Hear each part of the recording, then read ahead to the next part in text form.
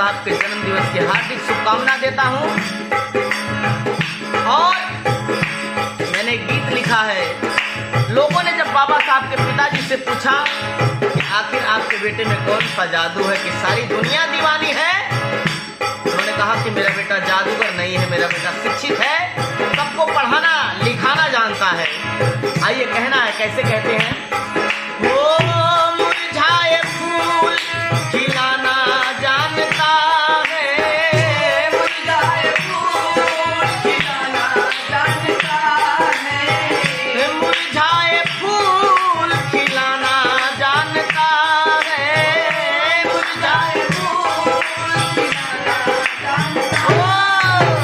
भीम मेरा पढ़ना पढ़ाना जानता है, भीम मेरा पढ़ना पढ़ाना जानता है।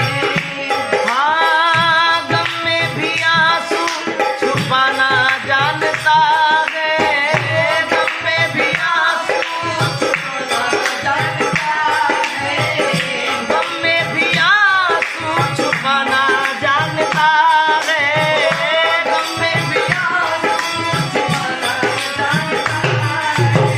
भीम मेरा पढ़ना पढ़ाना जानता है, भीम मेरा पढ़ना पढ़ाना जानता है, ओ भीम मेरा पढ़ना पढ़ाना जानता है, भीम मेरा पढ़ना पढ़ाना जानता है।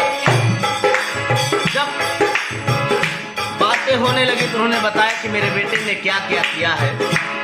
ओ कोई जब काम